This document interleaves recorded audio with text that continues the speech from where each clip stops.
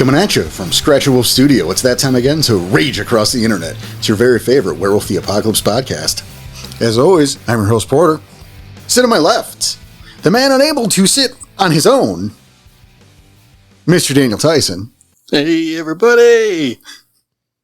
Directly in front of me, and like far to the south, our good friend CJ. Hey, y'all, how's it going?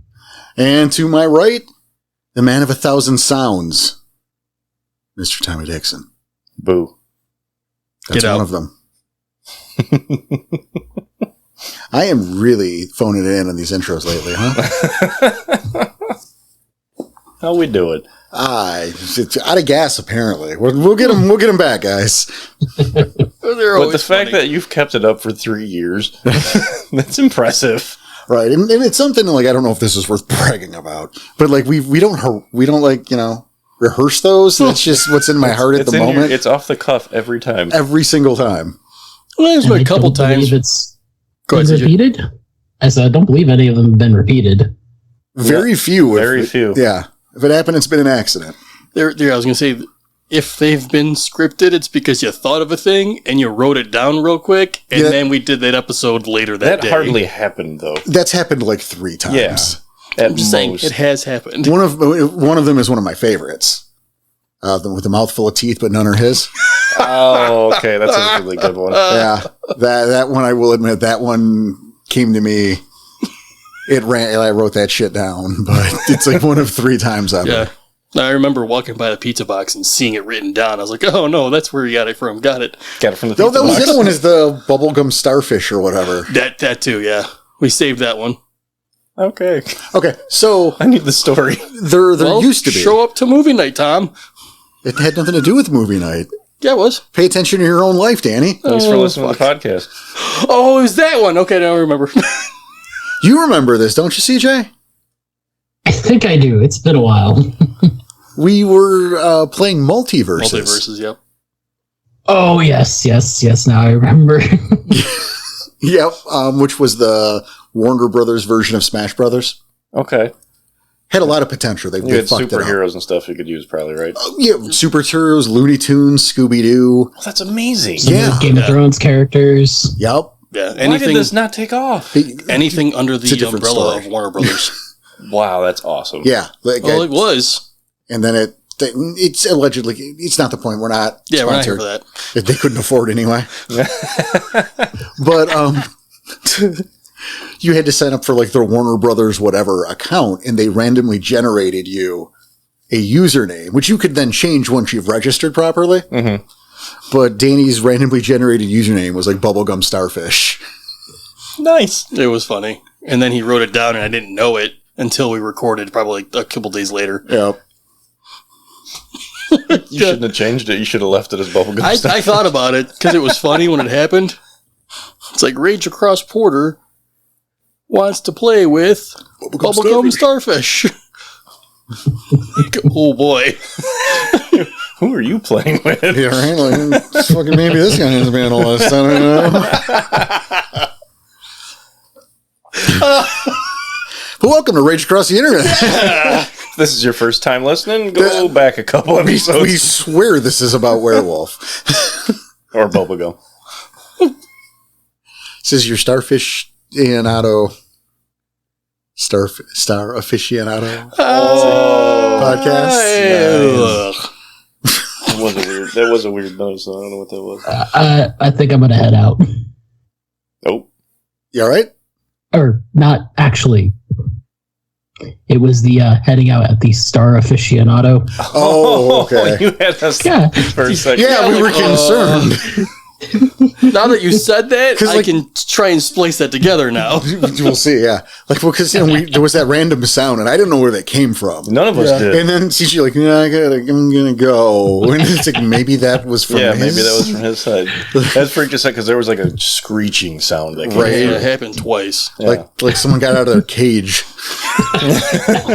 That made us. That shouldn't have. Right? Like, I gotta go. Someone's escaping CJ's red room. Fuck. Right, I mean, Texas Chainsaw is based on a true story. Oh, all right. Starfish, right? They're funny. Jesus. You know, you ever think about all the different kinds of fish? Oh, no. In the names of those fish? Not again. This is a good bit, and I don't care. I mean,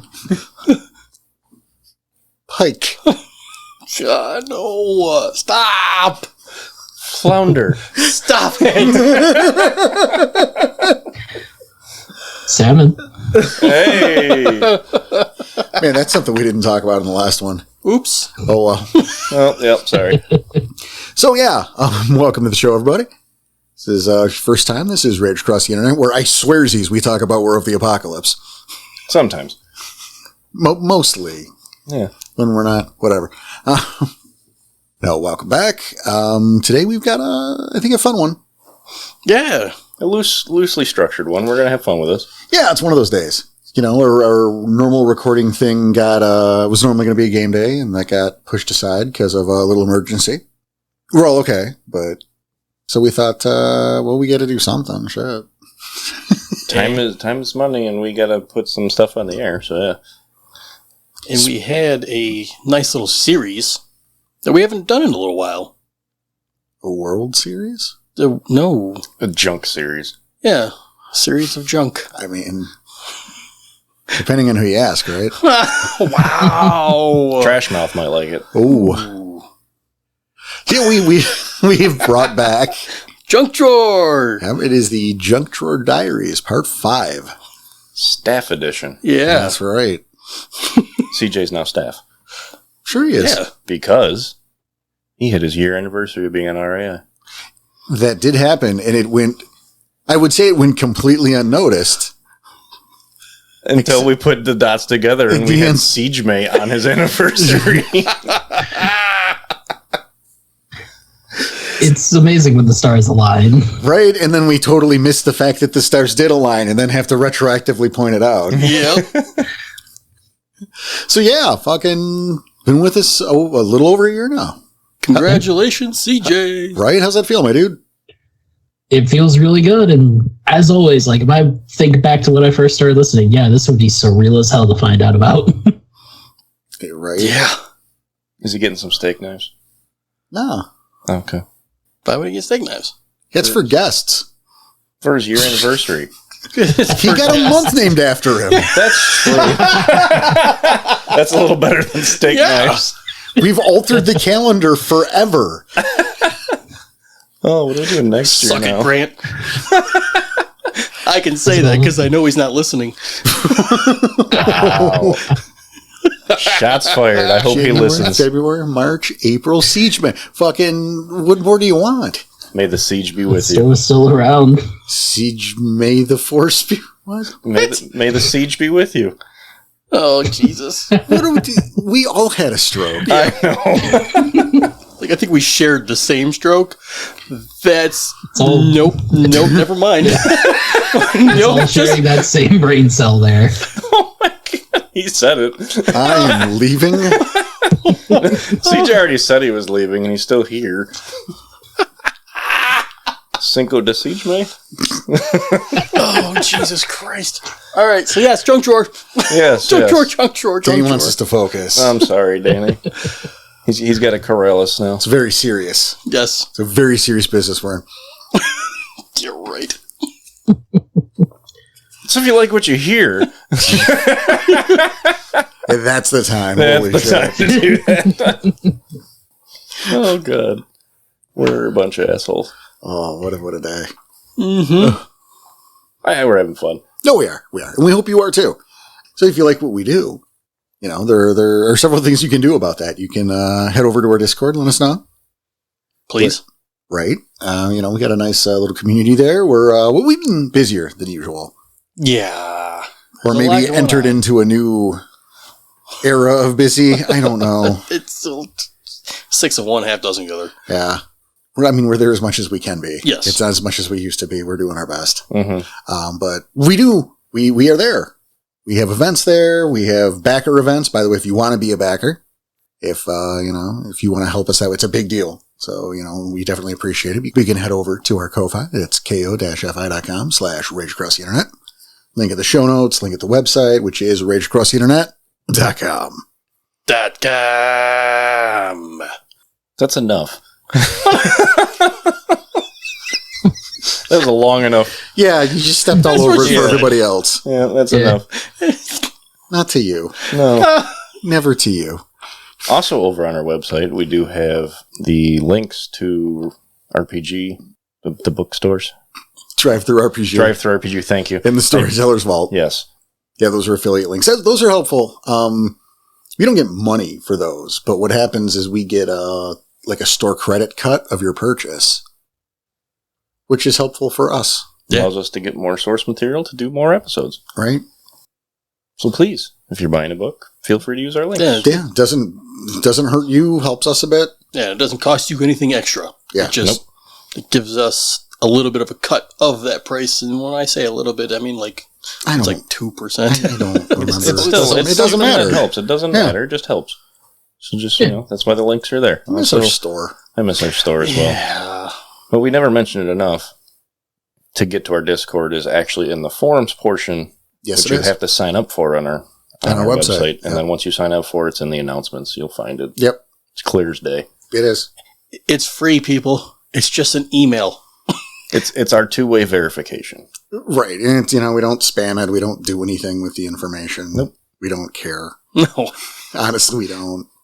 It's just to prove that you're a real person. It's keeping the bots out. Yeah. Keeping the bots and the trolls who can't be bothered. It's true. Yeah. There have been a few times where people have asked what the Discord link is. Well, we told you it's in the forums. Mm-hmm. Go to our website, go to the forums. And trust me, it helps a lot because not having bots and me having to kick out bots all the time, it helps. I've been on a lot of other Discords where bots can get in, and it just creates havoc. I can't even imagine. I don't even know what we're talking about. I stopped paying attention like 5 minutes ago. Welcome back. Thank you. So today we have Junk Drawer. Sweet. And it's staff edition, and we decided to talk about the things that fall through the cracks in Werewolf. Well, that's where we started with it. Yeah. Because we were kind of deciding on what we wanted to do today. Like I mentioned, I think we said before, it's supposed to be a game day, things fell through, still going to record, so we had to figure something out on the fly and just have some fun. Yeah, so what's the first question from us? I guess. Well, yeah, so I guess the first couple things we started talking about and discussing, it's like this is the rites of passage. So sometimes it's just not detailed enough. It's what you're reading compared to what you're understanding. Yes, there's the rite of passage book. Each of the tribe books have the rites of passage. So where do we go from there? We should talk about it, probably. I was trying to help lead it into you. You gave us a lot. There's a lot. Unpack that. Well, we got it. Well, obviously the rite of passage is an important thing, shine in the game. But it has always bothered me that the primary resource on the rite of passage is a first edition book. And a book game at that. Which is kind of nuts. Well, it's also kind of funny, because as much as I talk about how it bugs me, I've stolen, I don't want to say stolen, because it's a book game. Mm-hmm. But I've taken elements from that on several occasions. But that's the thing, is it's the primary source, it's a first edition book. They talk about various rites of passage in the tribe books. But, and I believe there's probably a blip in Player's Guide, Storytelling Handbook, but the primary source was the rite of passage book. Right. Is first edition. And, you can feel how you want to feel about first edition, but that shit is very, I want to say Starting game. I mean, it makes sense. Unrefined is a good way to put it. It's the humble beginnings, if you will. Sure. I mean, there's only a few books that are in first edition. And the neat thing about that is it's not like second to revised, where it's kind of nebulous where that cutoff is, because realistically it's just a change in the meta. Right. The first edition has very real changes. Yeah. Well, I'm not even talking quality. No, meta changes. No. Not really. I'm talking You roll your eyes. It's No, true. I'm not rolling my eyes. I'm trying to think where you're going with it. Renown. Okay. Renown was weirdo numbers in first edition. Unrefined. Yeah, you finish your story. 200 honor. What? 650 glory. Yeah, I've looked up some of like the old official characters and occasionally seeing like their stat lines and like having 1,000 renown in like honor and glory. What? Yeah. So where's the cap? I think Gogol's got 10,000. Oh boy. Well, I mean, like, I don't know what that... I've not looked in, obviously, first edition a lot, because we don't deal with first edition. Right. Well, yeah, but yeah. That just boggles my mind on why you would make it such big numbers. It's kind of gobbledygook. And what does it even mean? Right. There's no baseline. Yeah. It's, It's a good thing they fixed that. It reminds me of from The Office, when Dwight took over and he instituted the Shroot Buck. And Stanley offered to exchange the Shroot Buck for the Stanley Nickels. And the exchange rate was like the same as that from unicorns to diamonds or something. It's very odd that that's the system we've got the primary source for rites of passage from, with all that considered. Right.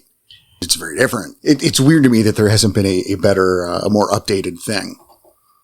Because you get into these questions, right? You got to remember is that the rite of passage is you being accepted into a tribe. Right. Now, be that, one you have, let's say, tried out for. I want to be a Get of Fenris.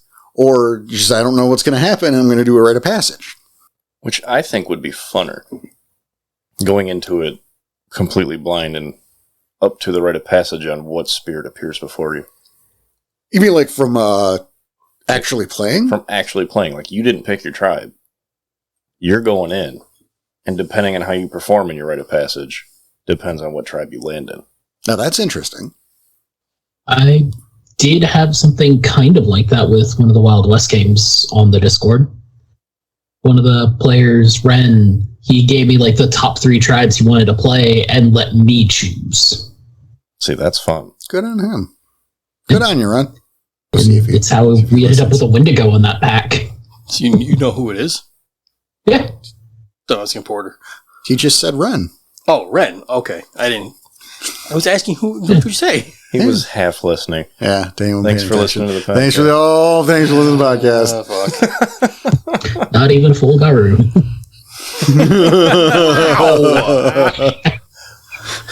At least we know CJ listens to postmortems. That's true. One of the only 2 that give us feedback. 3 now. 3? Oh, yeah, I saw a 3rd. Sorry. I missed that one. Thanks, Lars.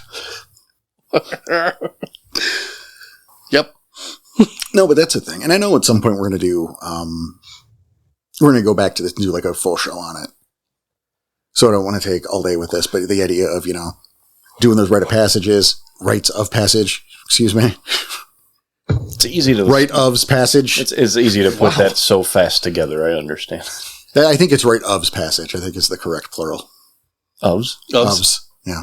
OVES. Yes. Rites of passage. Passaged. Passaged. Rites of's passaged. There we go. That's it. That's the one. Rage across the English language. What up? So, yeah, but the idea is, as a single, that's one thing. Mm-hmm. And then you get to look at it as a group. Mm-hmm. And how does that work? Especially if it's a mixed tribal pack. So how would you, if it's a mixed tribal pack and they're all on the same rite of passage, how does that? Well, they are sent. That's how it's normally done, is that group is sent on the rite of passage. They come back, they're fully fledged members of the Gar Nation, and they are a pack, but they're not accepted into a tribe until the rite of passage. Until technically your Mufasa in the sky moment. And that's the thing, is you can, for sure that works. Let's say a group of Shadow Lords, well, obviously that's going to work that way, Grandfather Thunder. Mm-hmm. But let's just, for, the equivalent of that, right? Be that stag in the woods, or, whatever. And Griffin just fucking off from the forest and being like a frightening demon monster that hates whatever. Sweet. Right? It could have been any. Like, I could have done a few there, but just Griffin was in my heart. It's fine. But, I mean, that's the thing is, I mean, you can do an equivalent of that, but, like, you have to give pause when you have a multi-tribal pack sitting here. Yeah. And it's like, what? Okay, Grandfather Thunder's in the clouds being like, oh, Simba. I don't sound like James Earl Jones at all. And then Griffin comes out. Well, yeah, like here, just, you know, fucking stag clip clops in from the forest. Owl flies down. Right. Like all at the same time. And they're all like speaking in unison, doing their own individual. Oh, that would be. Oh, that's a pain in the ass. Right. Like, and here's from a storyteller's aspect, you completely undercut any drama or gravitas in that moment. Mm-hmm. When you have to do it multiple times. Like, imagine how awesome that moment is with Grandfather Thunder, right? You're setting the scene. Oh, it's huge. You know, Clouds and he's are rolling in. Right, and like, you just, like, Tom, like, you're the Shadow Lord in this. And, like, you got chills, man. Like, that was fucking awesome. And then that scene ends, and I pivot over to Danny, and I go, meanwhile. Yep. And now, Grandfather Thunder being in that whole scene is utterly useless and means nothing anymore. Yeah, like while that was going on, you know, we have de-winded the sails to reset it up again for you, to dismantle it again to reset it up for CJ. Right. So do you rite of passage as singular? It was special once. Well, I don't know. And I mean, that's something we're going to talk about in the future, but I mean, it's the start there is that idea that how have we not updated this? Right. It's one of these things that's, I think it's just, it needed to be refined so badly. It still does. It still does, yeah. And I imagine that most times anyone running these are going to skip them. Probably. Well, we've seen a lot in the Discord where people are like, oh, we're going to start at like 25. Yeah. I'm like, well, cut that. You shouldn't, but okay. Like 25 years old? Yeah. Well, that's like rank 4. I mean, 3 or 4. I wouldn't go that far, but you're up there in rank. I mean, that's like that depends. 6-7 years worth of knowledge that you have to have. At that point, you're already of the Garu Nation. You already have knowledge. You've already got experiences. Well, that depends. Again, that depends because you know some people. We have people on the Discord who are like, "Hey, I start my characters out in their 20s at rank 1, like his first changers." I mean, it's their headcanon, and they're shifting the fucking stuff, and that's, I mean, golden rule. But you know, I know people start is fosterings. It happens. Yep. So maybe they do skip the rite of passage. Maybe we don't think too hard about it. That's fine. I don't know. But again, it's maybe that keeps happening because they haven't really revisited this. I was just going to say that. That makes maybe sense. It's just that way because it's almost, I don't want to say unnecessary. It's totally necessary. I think it's huge. necessary, but like once it passes a certain point, it's no longer necessary. So what do you mean? It's necessary. It's very much like background of a character, of a fleshed out character. The background and his backstory is super important, but as he starts to evolve, it's no longer important. It's what's in front of him. Background means so, and how many times have we said this on the show? Well, I get what you're saying in terms of your past prior to your first change. Mm-hmm. But if you're starting a new character, then I think that's where the disconnect for me is going. Mind if I help you out here just a little bit, Danny? Go for it, GJ. Hit me. Like, if I can, the rite of passage isn't always going to be necessary to play through, especially if you have a group of experienced players. People who already have at least like the basics of the Garu Nation down, so you could start from just after the rite of passage. Especially if you've all done it like 50 times already, like we did with the actual play. Oh, certainly. Solid point. Yeah. Well, yeah, I'm with you there. I'm just saying that, you know, it is something that is so important for your entry to the Garu Nation. Yeah. There are a lot of questions. It's something that should really be relooked at and refined, and yeah, we're going to talk about another show later. But I think the biggest part of that is because when you have a multi-tribal pack. Yeah, it's the how do you do those little moments where they get their reveals. Man, because you essentially have to individualize each person for that to happen. However, Right. And then, I mean, you have the other option. And this was brought up the other day in the Discord. Someone asked, like, what a rite of passage looks like for. And it's like, well, there's not a standard boilerplate answer to that. And then you get discussions of, well, what about auspice rolls? I'm like, well, you're born with an auspice roll. It's not like if you don't do a good job on your rite of passage, you weren't born. That's what I can't get there. Like, what does the rite of passage for X look like? Because they give those little examples in the tribe book of what, like, a traditional Silent Strider rite of passage might be. Which works until you don't. Until you're, well, I don't want to say a Silent Strider, because fuck. But like, I mean, that works until you find yourself a situation where you're not in, a cairn of that particular tribe, and you don't know you're that particular tribe, because how do you know that until you do your rite of passage, and you're not, quote, trying out for that tribe. No. And I'm not saying that you're wrong, CG. I'm just saying, like, look at all these extra questions that just popped up that we don't have good answers to. Right. Because it hasn't been revisited. Right. Yeah. And going back to the whole point of the tribal totem chooses you don't choose. In a game mechanic, yes, you're choosing your tribe. Right, but those are different things. Right. The in-character, the out-of-character, there's different fucking things. And you're right. Yeah, in game, the tribe chooses you. So if you're growing up in a Get of Fenris sept, and you go to do a Get of Fenris rite of passage. And then Fenris goes, pass. Yeah. Or he doesn't even Unicorn show up at all. Exactly. Yeah, what if Fenris doesn't even show up at all? What if nobody shows up? No, what are you going to do? You don't get to say, you know what, Unicorn, no thank you. Oh, man. I dare you to say no to Fenris. Say no to any of them. Yeah, like even Unicorn. I know, even Unicorn. You'd be impaled. Any of the tribal totems. Who the fuck do you think you are saying no? You're not who I wanted. That's a shame. Right. I would imagine as soon as you say no, no one else is going to want to take you. Well, and then that becomes, that's a whole different thing at that point. That's a segue that. We don't need to go on. No, right? that's a different show. Yeah, probably. And I like that. I mean, granted, that's on your ST, making that happen, kind of, or unless you and your ST agreed on that prior. Because, I mean, no one's going to show up. Well, I mean, you were the one who brought it up, weren't you? No, I am, but and I think that'd be neat to play that. Well, and yeah, I think that leads into a different thing, and I think that's a different... Yeah, that'll be a different episode. That's a different episode, the idea of these crazy out-of-the-box niche things, but, you can't just, no to a totem. It's like a hypothetical. You can't... It's a stupid idea. Well, he's definitely not a good idea. Yeah. No. You can't say no to a bolt of lightning coming at you. I mean, you can say no, but... Still getting hit by it.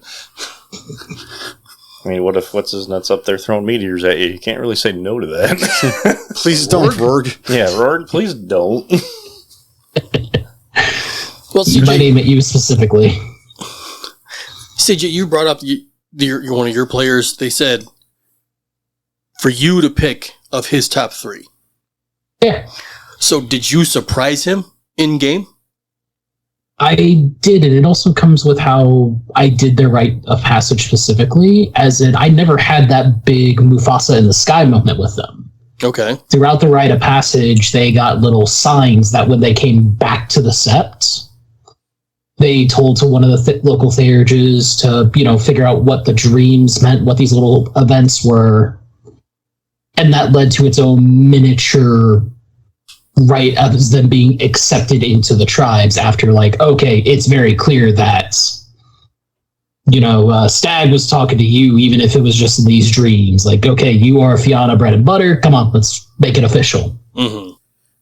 And it was how I was dealing with instead of having 4 different Mufasa in the sky moments. And see, that's the rub, because I hate what you just said. Not from, I mean, no, I do. And it's like, obviously I'm not, busting your balls here, right? It's an attack, but that's so mundane, right? For such a big moment as being chosen into a tribe and the potential for interacting with your tribal totem for the first time. It should be a really big deal. It should be, Right? But then again, now you have to do something about that quote we have now dubbed the Mufasa moment. That's just part of it. It's just a good way to put it. Just add that to And the like lexicon. everyone understands it, right? We adding it to the lexicon? We are. The one that we're never going to do because I hate working on the website more than almost anything. Bus porter. Would rather go to the dentist. Wow. Rather have that creep lick my teeth or whatever they do when they put you out. Ouch. Oh my god. I'm just saying, who says I want to diddle people's teeth for a living? That's someone with a problem. I want to stick my hands in your mouth. That's what I want to do professionally. The guy's a creep. Don't trust that person. Anyway. I love it. Oh my God. I love it. All right. So, no, but, obviously that Mufasa moment, if you do it 3 or 4 times, it stops becoming special. Like, so CJ, you had to do something to work around that. But that inherently makes that less special. Right. Like from a grand scale storytelling thing to go from face to face with this grand Incarna who is, to, we'll interpret these dreams in 6 to 8 weeks once the paperwork goes through.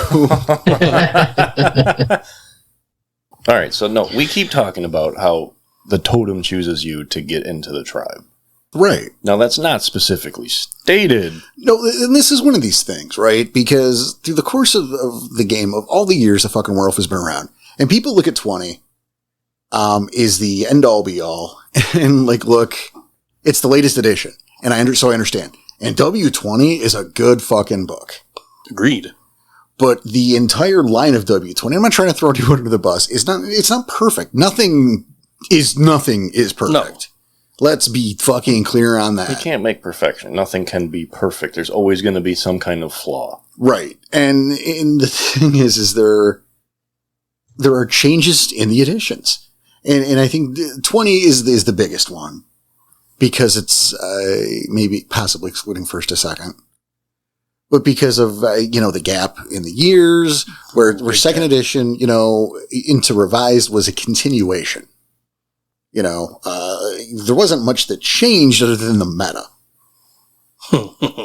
And then, just furthered along. Mm-hmm.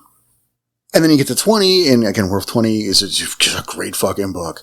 But I guess the problem is people who are only looking at it through the lens of 20 have missed all those other fucking books and all that information. And while there's some overlap, and we discovered that, right? Mm-hmm. You look at our Umbra series. Because we were digging in different edition books. Yeah, the Near Realms changed. Well, some of them did, and some of them were almost word for fucking word. Right. You look at the Books of the Worm. So there are changes through those editions. And so if you're only looking at, the 20th, there's only a handful of books. But there's like a shit ton more. And there's more information. And even then, despite all of that, there's stuff that falls through the cracks. And this is a good example of the totem thing. Mm-hmm. There's a lot of stuff that isn't specifically spelled out. And people, I have noticed, at least in terms around the Discord, that there's a lot of people that go, where is it specifically said this? And you go, well, it's not specifically said this. Well, then it doesn't. Well, no, it does. Yeah, it's reading between the lines. Right. It's about, I don't want to insinuate that people can't read, but they're not practically applying what they're reading. They're just taking... It's that critical thinking that you get, quizzed on all the time in English class. I hated that. But, and I think a great example of that comes from the White Howlers. Mm. It's the, hey, if I have a White Howler a Black Spiral Dancer that's purebred and didn't dance the spiral, is he a White Howler? No, he's not a White Howler. Because there are no White Howlers. Because the totem fell. Yeah, right, because there's no totem. Yeah. So totem makes the tribe. Therefore, to be accepted to the tribe, you have to be accepted by the totem. That's the reading between the lines. You cannot have a totem or a tribe without the totem. Yeah, it doesn't matter how many dots in purebred you added. It doesn't matter how many of those purebred spirals there are. If there's no totem, there's no tribe. Period. So therefore, yeah. Not specifically stated, but there it is. It's there. But read between the lines, yeah. That's a huge one as far as falling through the cracks. That's not even a crack it fell through. That's the fucking Grand Canyon. It's the abyss. Yeah, even better. It got lost in the abyss. Everything shows up there eventually. It's true. Yeah. Look at us pulling it out of it. There's like a tunnel just full of left socks. Just left, though. Maybe. I mean, who can tell the difference, honestly? Well, I didn't even know there was a difference. Yeah, I don't know that there is. I don't wear socks. Sometimes it says left on it. How does that work? Just works. Oh, okay. It's right. Bingo. Oh, boy. I just know I'm going to be honest. I feel ashamed for participating in that. That's what you both get. Yeah, well. What else did we write down? I mean, we're pretty much done there. How about, the tribes aren't inherently linked to human culture? That's a good way of putting it. Well, that's a great thing to bring up in the first, to begin with. And I mean, this is something that this bumps me out. This is not a new concept. No. I mean, we're hearing, and again, this is something that it's one of these things that isn't new, that's being packaged as new for editions that may or may not exist in the future. What? The idea with it, you can be of anyone and be the tribe. Well, yeah, because the totem accepts you. It's not about... Right, we just stated that. No, it's exactly. not about that. Right? It's not about what human culture... who gives a shit about human culture? You're playing Werewolf the Apocalypse. Which we can kind of cross those because you're not human either. You're Garu at that point. Right. It's the human culture that influences some of the tribes and like how they were made and stuff. Like, yeah, no, it's a good base point to draw off of, but ultimately, yeah, no, they aren't that culture. Like, yes, I could tell a brand new player if they wanted to get like the easiest idea of what the Fianna are. Oh, it's the Irish Garu. No, but after that, it stops. You're right, and I mean, if that's something you want to cling on to in the beginning, like when you're just started, I can understand that. But it's such a back of the cereal box interpretation of things. Yes, Cardboard. It is. It's cardboard. It's It's fucking T-ball. Yeah. It's not wrong. It's just not the tribe as entirety. Right, like that's the best you can do? Well, I mean, think about it with our Let's Play. Uh-oh. Night Fang is from Vegas. And we all know about people from Vegas. No, what are you getting at? He's from Vegas, and the stereotype is that all stargazers are Asian.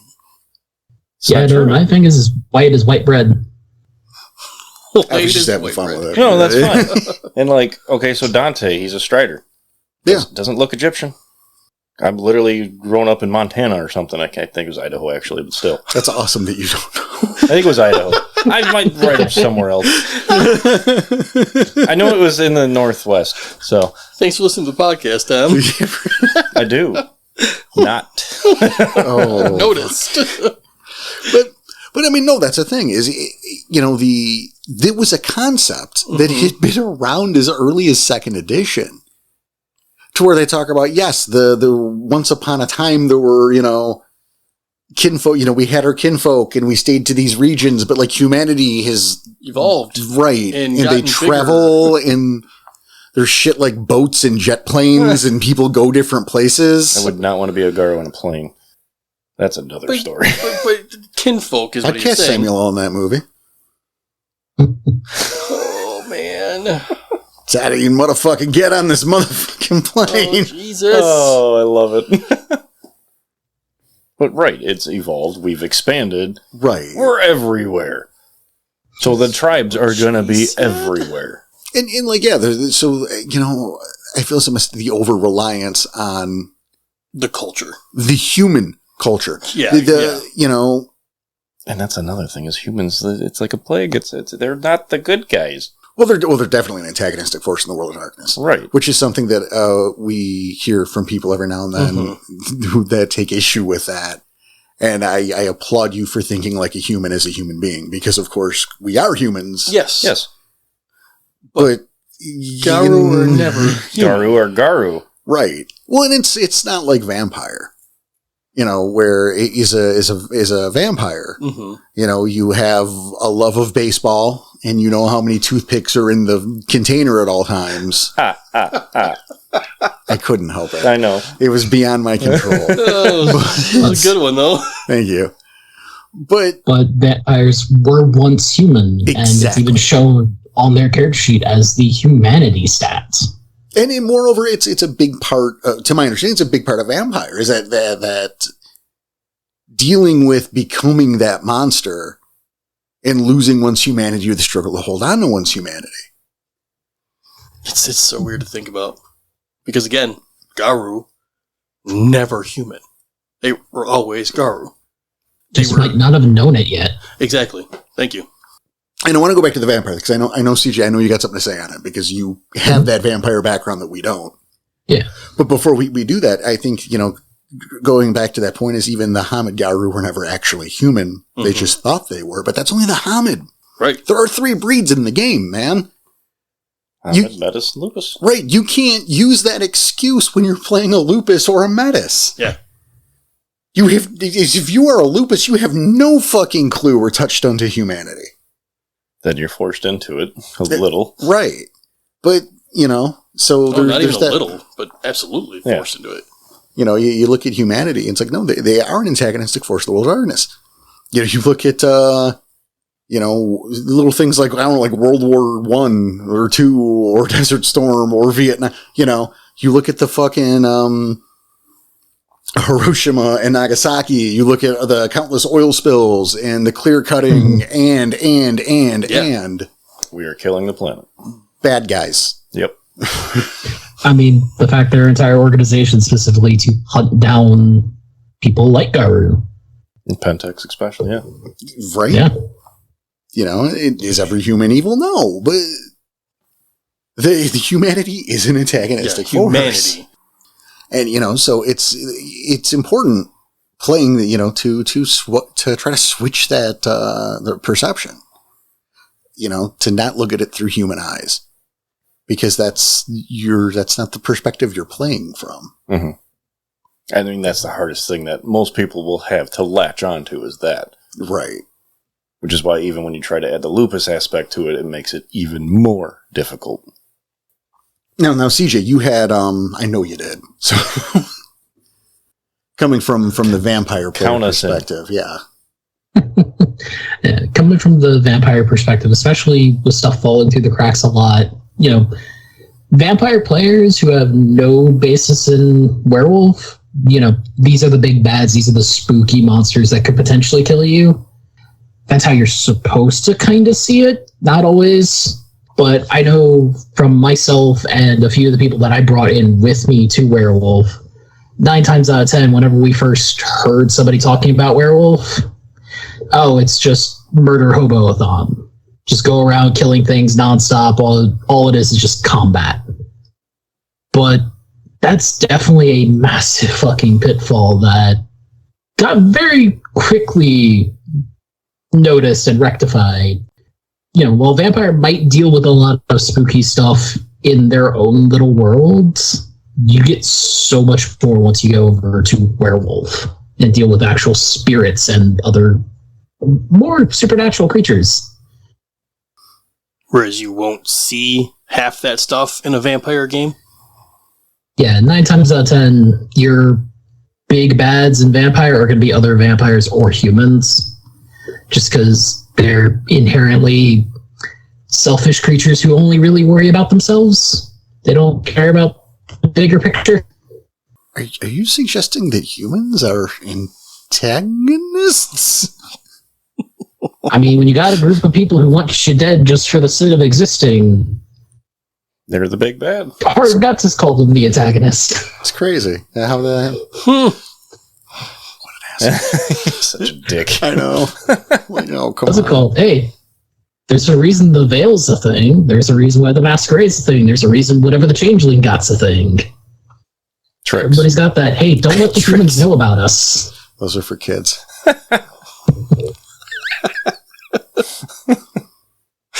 Silly rabbit.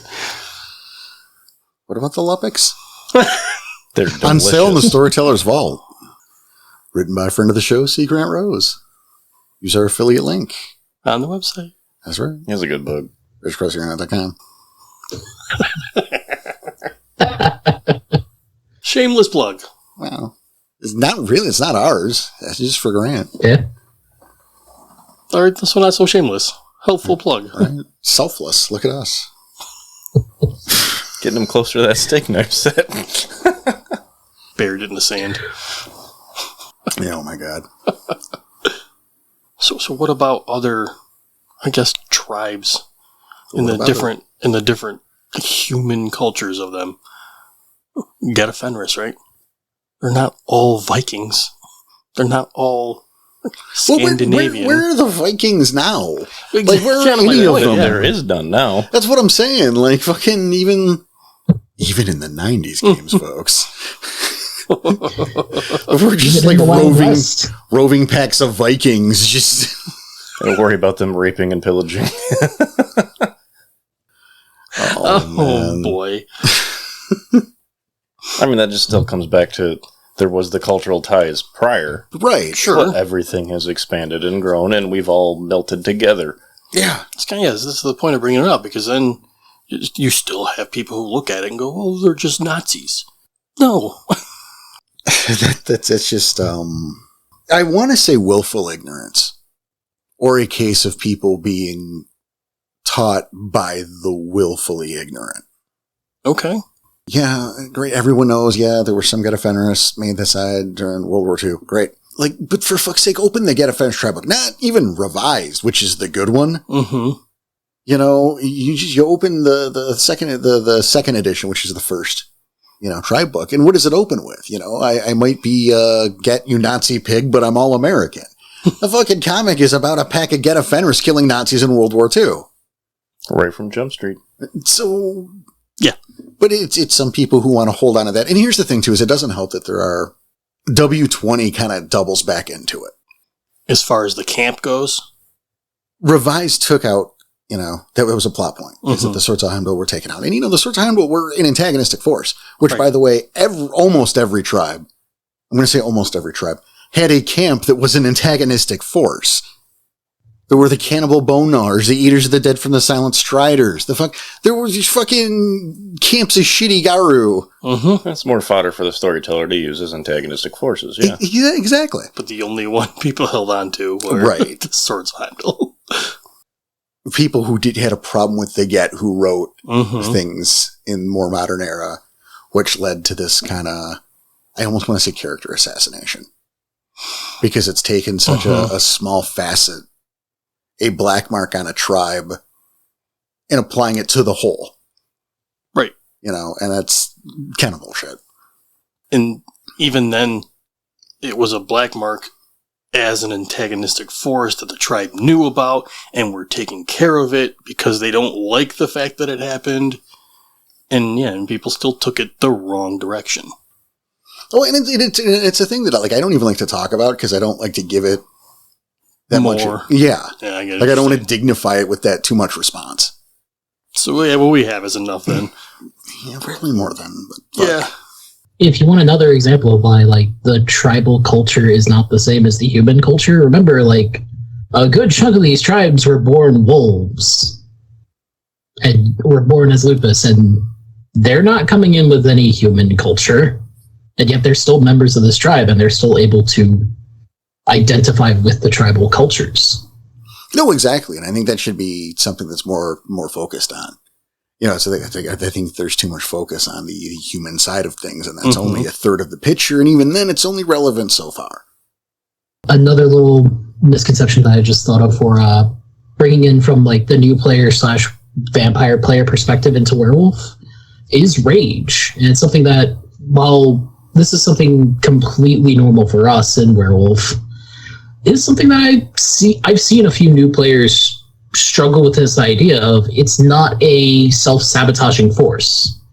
Yes, rage can make you act up. Yes, it can make you, you could go into a frenzy and kill something that you weren't meaning to kill. But it's not a force constantly pushing you to do something that you shouldn't. It's part of you. It's something that is natural that you're able to learn to deal with over time. I mean, that's a good point, because I mean, yeah, it is there. It's part of you. And this can be... Well, it's something you can lean on and like feats of strength kind of thing. Well, it's a blessing and a curse. That's the thing. Yeah, I like that part of it. You're right. 50-50 there. It's an important part of it. Because the struggle to contain one's rage is real, and it needs to be real.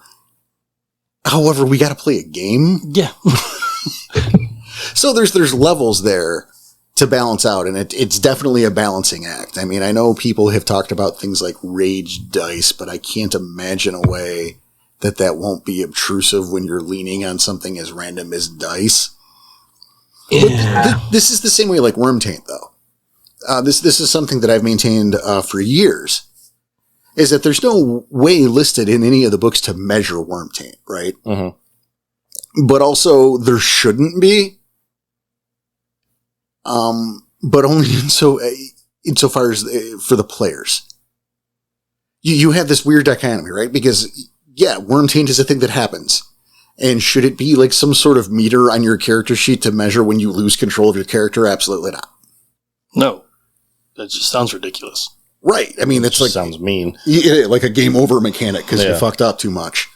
Or hey, you didn't go to Erebus in time or do a rite of cleansing, and so oops, crumple up your sheet. No, that's just mean because you're doing the good thing. You're fighting the worm's foes, and you're happening to get tainted at the same time. And it's like, oh, I got too much radiation. Yeah, but also this is the world of darkness, and sometimes things suck that way. That's true. So I don't have a problem with that in theory. What I have a problem with is the idea of you having a meter, like right under willpower or something, to show you how much worm taint you have, and now you're measuring your actions based on your worm taint score versus your willpower score or your gnosis. Oh yeah, I see where you're going. That sounds ridiculous. Exactly. Well, it's like cheating at that point.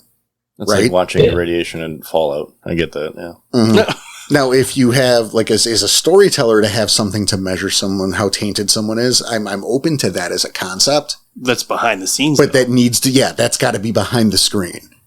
Oh yeah, it's like if your player Goremouth is just actively nomming on humans any chance he gets, that's where you could start making that little meter behind the screen. Yeah, I'm not opposed to something to measure it. I don't have a solution here. Just that it certainly shouldn't be something the players see. It's the same way that when I'm handing out renown. Mm-hmm. Don't ask. Yeah, and that's a personal thing. It's something at my table, so don't you ever fucking ask what the renown is for. Just be thankful. Be thankful you're getting it. Say thank you, say okay, and write down what you're told. Never ask, because here's the thing.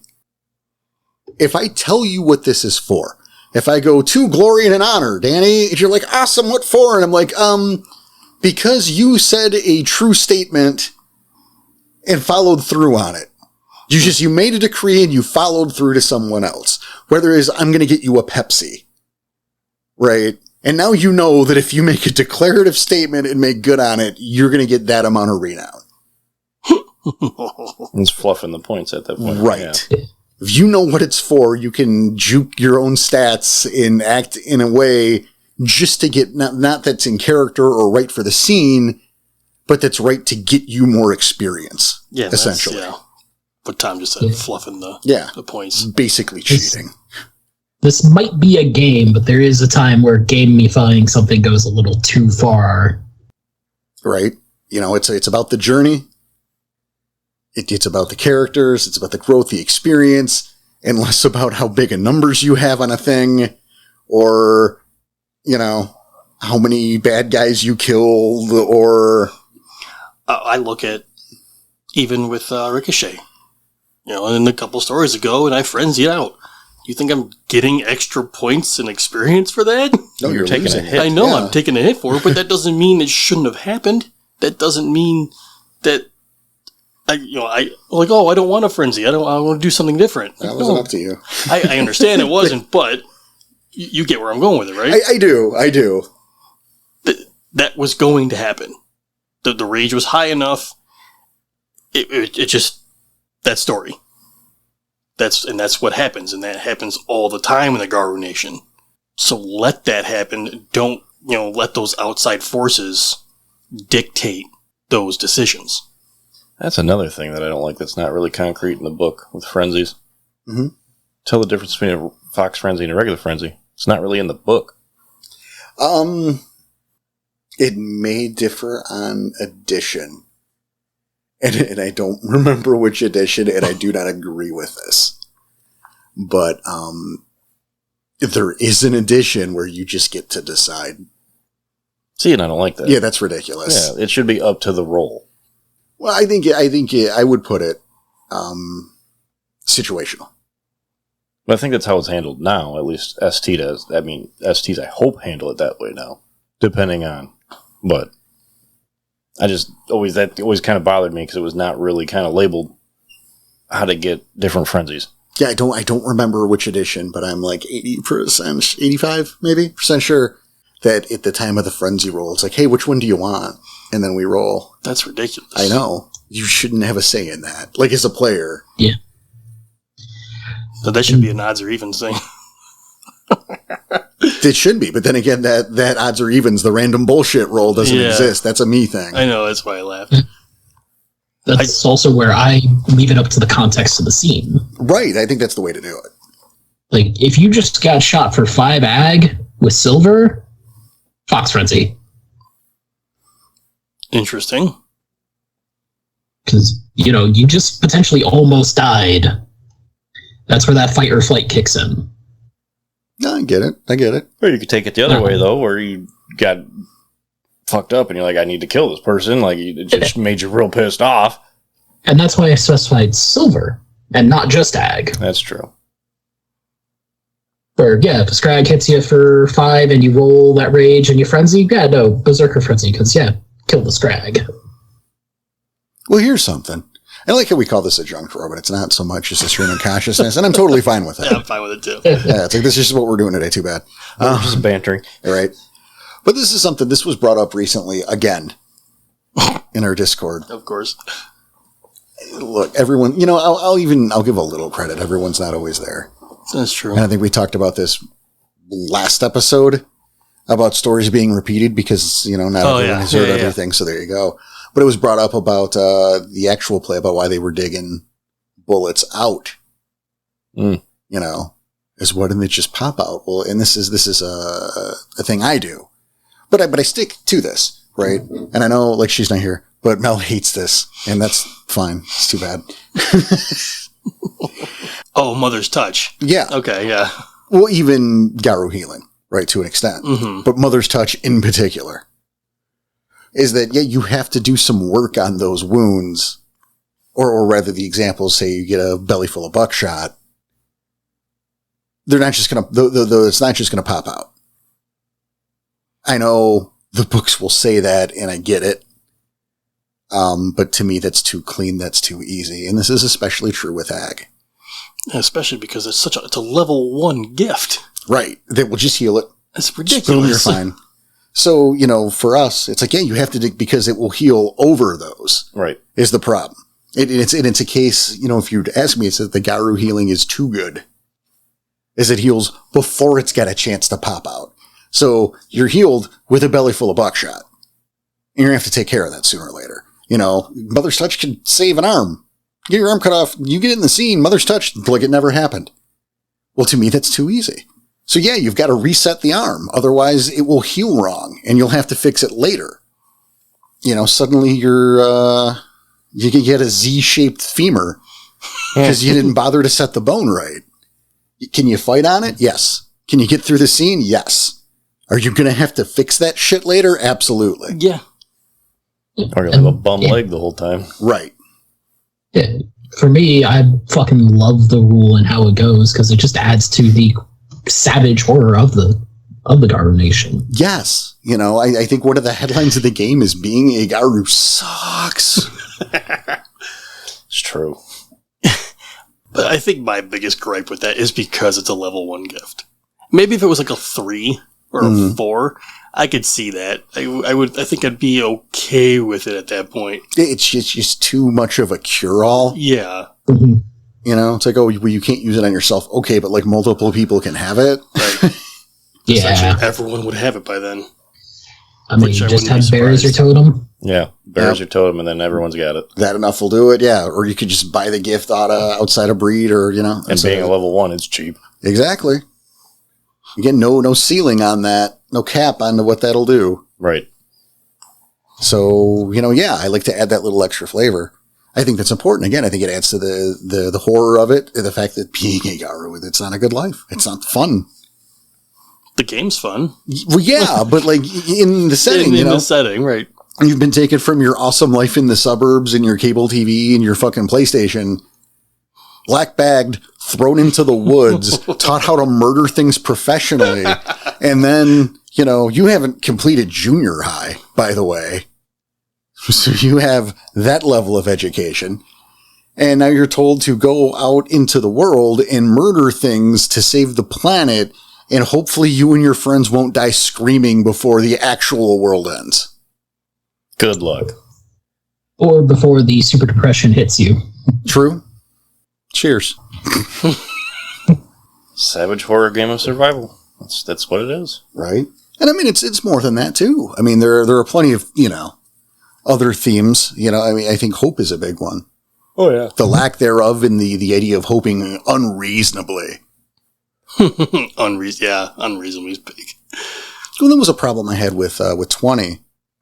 As much as I will praise 20, and it's a great core book, and something I hated that they decided to do was adding to the Prophecy of the Phoenix. Oh, the last one, yeah, everything's been fine. Yeah, they added that last tenet to not a tenet, but the last bit to the Prophecy of the Phoenix. It said, "Hey, everyone will come together and win, though." Mm-hmm. It's all right. Don't worry. It took away from the original. Yeah, I think the phrasing actually is "Don't worry, be happy."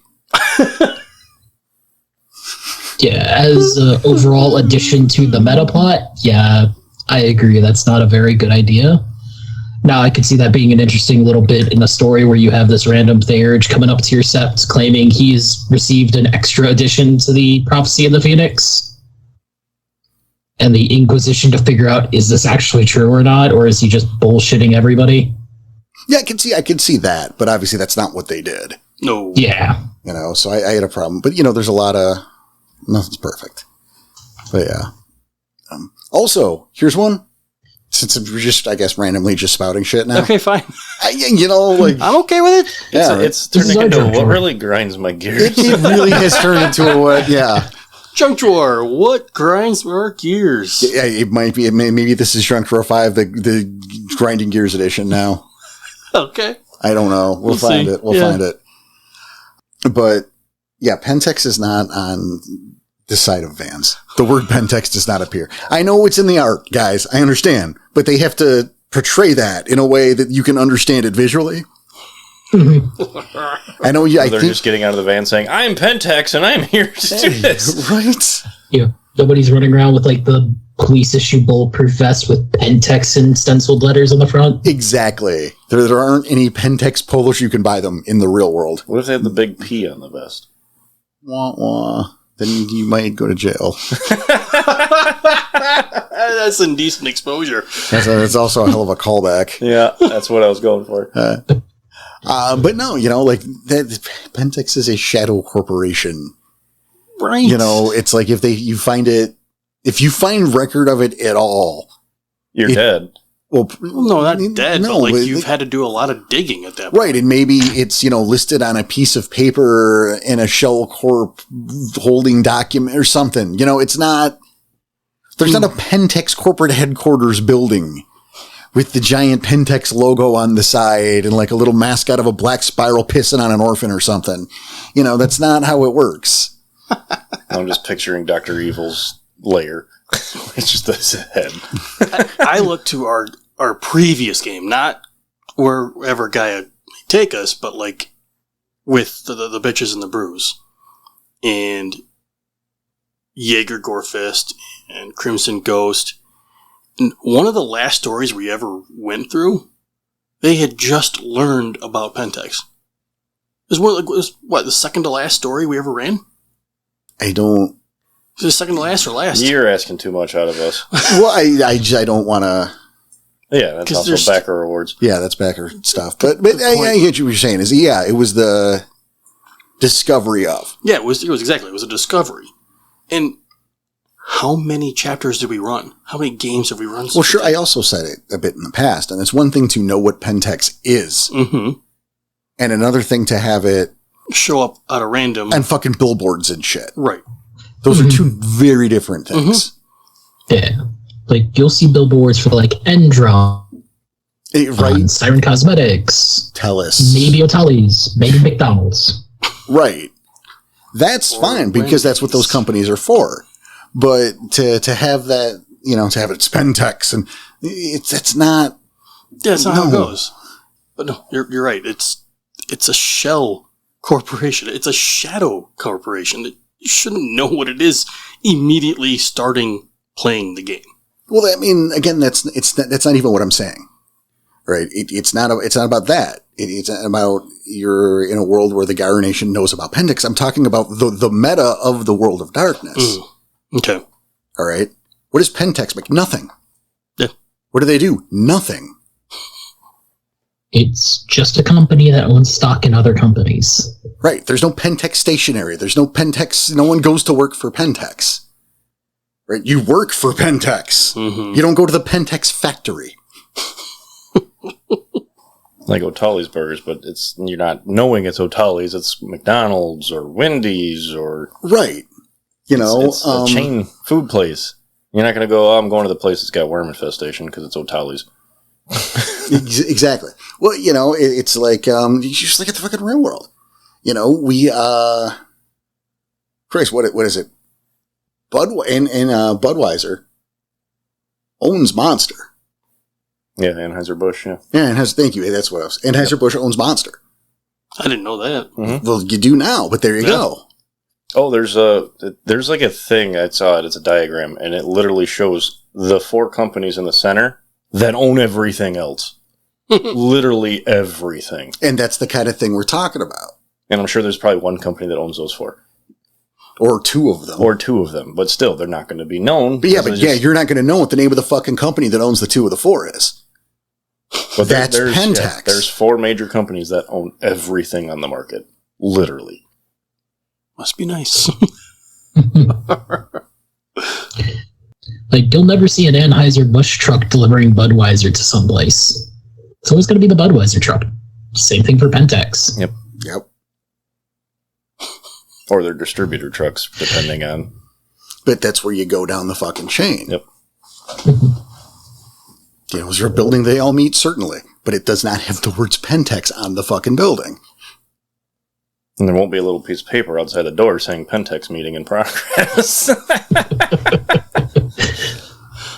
But again, you get that misconception because you see, you look through the books and you see, well, it's got Pentex in the van. What are you talking about? Well, that's how are you... How are you going to know it's Pentex or not? It could just be some dude in a van. Right. It's just letting you know. It's for the art. It's that just like, hey, we want to make something that looks cool and is easily recognizable. Everybody knows about Pentex. Not everybody knows about Siren Cosmetics. There you go. Right. Going back to what grinds the gears, right? How many times you've said it, all the different books of Worm. Otali's is never explained. Yeah. Well, I think what bothers me more is that it's the Black Dog. Yep. Black Dog Gaming. Yeah. Like we get it. It was them putting up a mirror to themselves and saying we are not above ridicule. Like, let us have a sense of humor. Haha. I get it. It's fun. The first time. The first time. Not the next 4, where you still haven't explained Otali's. Or like several companies. There's so many of these different subsidiaries. And I think the fast food one in particular has so much potential that why didn't we cover this? And it really pissed me off with Worm 20. Because that was, and probably still is, the last book of the Worm we're ever going to get. There was only so many fucking page, numbers for page count. And we wasted how many of them on Black Dog. On Black Dog. Which personally, and I might be the asshole here, I'm going to cop to that, I felt was a little mean-spirited since White Wolf was no longer a thing. Oh. And look, maybe I'm 100% wrong on that. Maybe they reached out, to Ethan Scamp and a bunch of all the people that they did the parodies of. and got the okay. And I'm sure that was probably the case. Like, I'm sure that, you know, I'm not going to suggest that anyone was like, had an agenda and was doing a thing. I don't think that was the case. But, like, ouch, man, because White Wolf's gone. Sad. You know, like, not only are we using page count on something that we've done a few times, we've done this joke, but also a little bit ouch, because those White Wolf offices aren't alive and kicking, and, you know, bummer. This is me. I know. I see what you're saying, and I can understand why you think that, yes. So sticking on the grind my gear stuff. So this came up with the Discord a few times. I don't remember how long ago, but it did. It's the, I don't like Fianna because of their treatment of the metas. But that's a tribal thing, and it's like your character doesn't have to be that way. I mean, that's the truth all the way around. Right. You know, like your character doesn't have to be anything. You make your character different. But I also... just don't like that they'll take that saying and go, okay, I hate Fianna. No, I agree with you. That's fair. I think it's two things. I think on one hand, it's still looking at it through the human eyes a little bit. And I think it's the tendency, and like, it's understandable how we do these things. But the idea of looking at the metis as a metaphor for anything else. I can see that. Yeah. Like this, this isn't about, and this was brought up, you know, with some of the changes that are made in alleged upcoming editions. You know, the excuse behind getting rid of the metis, and this was a bit tone deaf because a lot of people were upset about this. But like, is like love who you love, but that's not relevant to this. No. You know, this wasn't an analog for anything else other than like it was a spiritual incest. Yeah. That's, you know, all it is. It's to keep ties to the human kinfolk and the wolf kinfolk. To, you know, like, there were reasons behind the tenet of the litany. And it's just, I think, I'm going to say a misunderstanding of it. Oh, I agree. That leads people to feel as strongly as they do, or again, them attributing the metis to other things in the real world, which is not what was happening. That's what you've decided to do, but not what it was.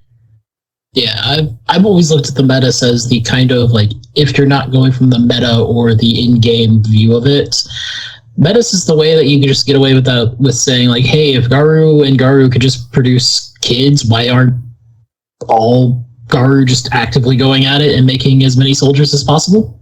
Another good point. That was my argument. That was my argument for the litany when I was Ragabash. Hey, more soldiers.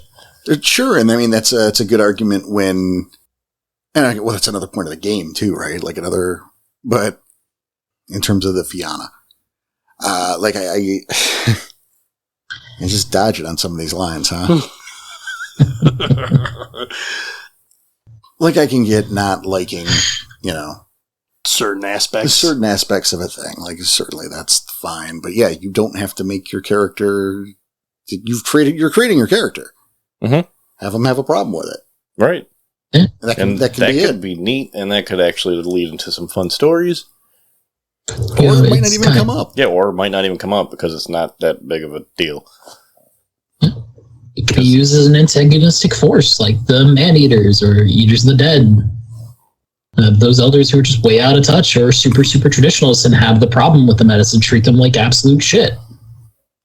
What's another thing that I take issue with, you know, is the leaning into the idea of cannibalism with the Red Talons. Now, the Wendigo I understand, because the Wendigo is a cannibal spirit. Yes. I get that. But the Red Talons come from wolf stock, which are not overly known to eat humans. No. All right, wolves aren't well known for attacking human settlements. But it's true. But, and now granted, yes, the Red Talons are not wolves. They are Garu. Who were born lupus. Yes. Not wolves the same way that Hamids are not humans. But my issue comes with the shit we put in our bodies. Like, I know there's like a ritual, the rite or whatever that will like cleanse meat, but like, this seems a lot of work to go to. Right? Like, we eat like McDonald's and like Three Musketeers and just garbage. Right? Like, Starburst is just basically flavored plastic. You're right. Yeah. And we eat that. We put that in us. We're like, that's tasty. Is it orange flavored? Cool. It's just chemical and plastic. Right? Soft plastic. Chewy plastic? Just passes on through. Cleanses the system. Oh, okay. But like All tasting it along the way. Yep. right? Like, we drink whiskey and smoke cigarettes and fucking do meth. Not me, but Danny. What the fuck? Like, you want to eat that? No. Meth? No. I want to, but like, I want to eat the meth tainted Starburst plastic meat. I thought you were going to say Danny again. Gross. like, check this out. Hey guys, I'm making a roast. You guys want to come over for dinner? It's been marinating in piss and motor oil for the last week. You into it? Let's fucking dine in. Or I could like kill a deer and just have some venison. I'm all for that. Yep. Right? Like, and you're dealing with a tribe that has lived as a wolf predominantly. Like, why would you choose the motor oil thing? Ever. Why would you ever pick that instead? The motor oil thing? Like, I imagine you take a chunk out of a human for whatever reason, and you are spitting that out goddamn immediately because gross. Mm-hmm. It's like spam left in the sun for a week. Oh. That's beyond fried bologna. This whole episode's frightful. Oh, it's so gross. Well, they do have the right of, I can't remember the name of the right, but it's the one where they are going after humans if they're too close. Like the mini Impersium one? Yeah, basically. Well, and that's the thing, is if they're too close, there's a reason for it. It's not just, Well, it's to keep their parents safe. Right. And not recognized, yeah. It's for protection. Like, I'm not saying that the fucking Red Talons are, just give them capes and fucking a parade, but, I don't, logically, it doesn't sink to me that they would want to eat. No. Like, why would you, could they? Sure. Why would you want to? Gross. And then he's got the, bone gnar next to him that's just picking out of the trash. But it's like preferable at that point. At least it's fucking firsthand.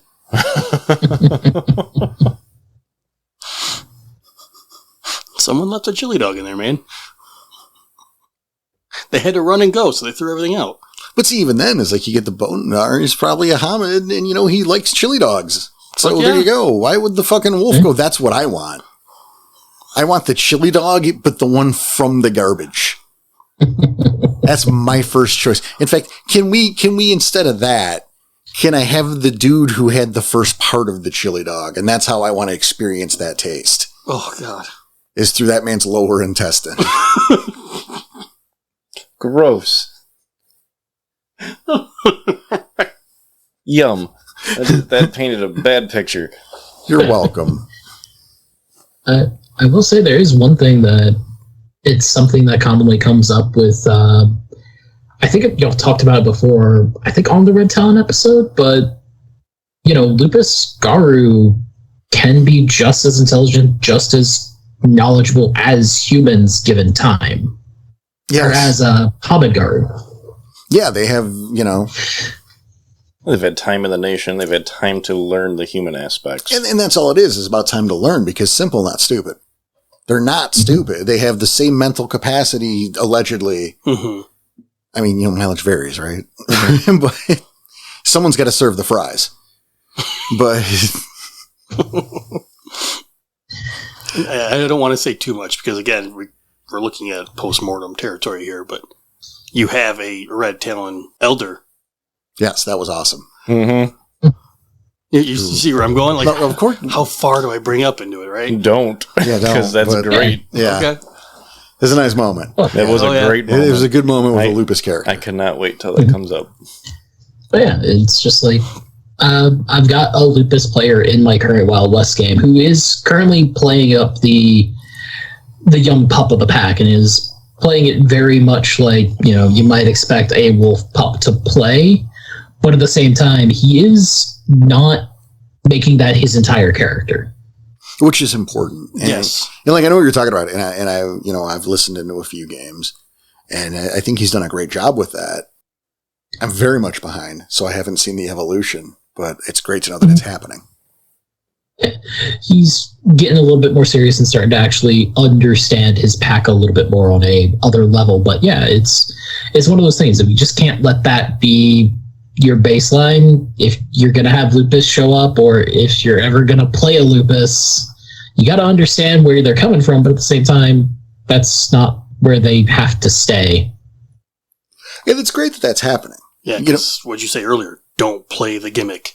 Yeah, gimmick characters, gimmicks. It's like, and it's the same way as, if you're playing a Fianna, don't be Braveheart.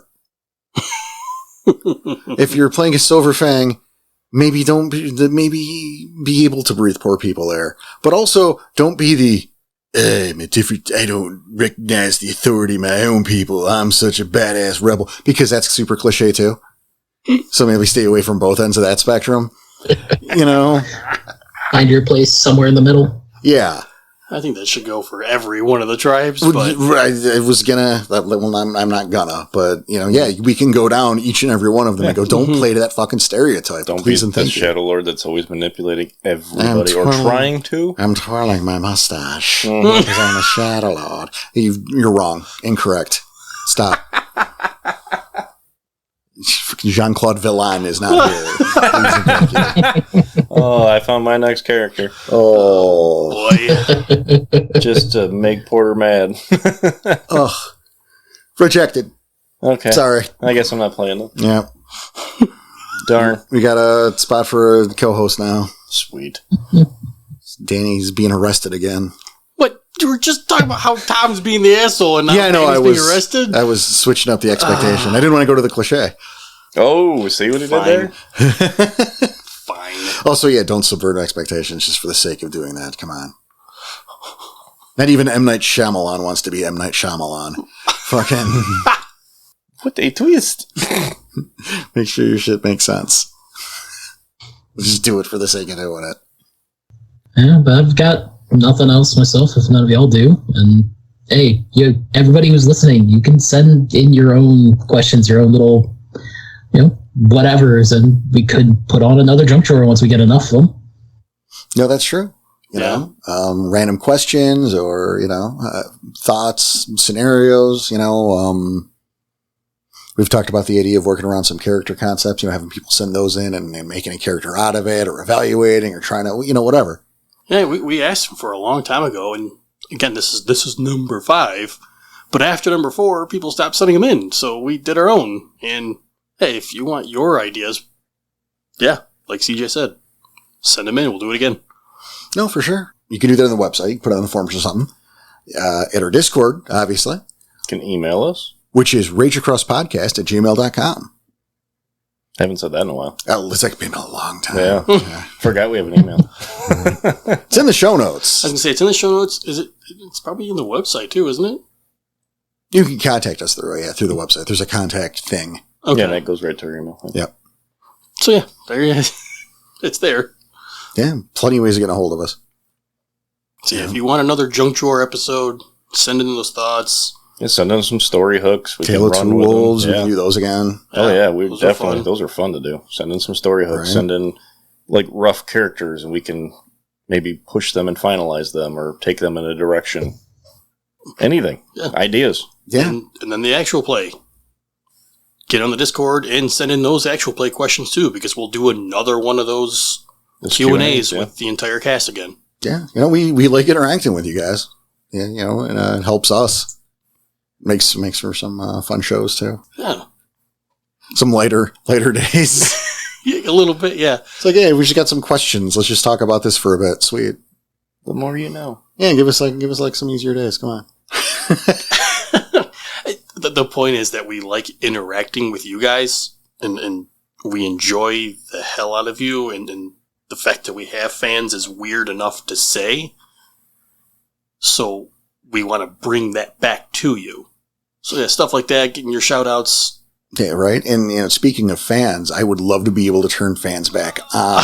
So I think it's about time we take off. Yep, that's a good idea. It's very hot in the studio. We can't run anything while we're recording. So, CJ, good to have you with us. Always fun. And we will talk to you again pretty much immediately, I'd wager. Probably. Danny, Tombo. Oh, yeah. Good show, gentlemen. So on behalf of CJ, Danny, Tom, and myself, we want to say thank you all so much for listening. Thank you for your support. Take care of yourselves. Take care of each other. Keep your claws sharp. Your head in the swivel. See ya.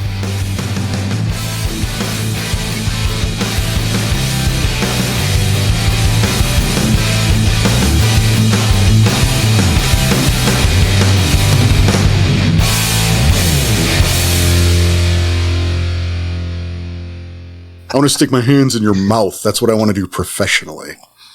That guy's a creep. Don't trust that person.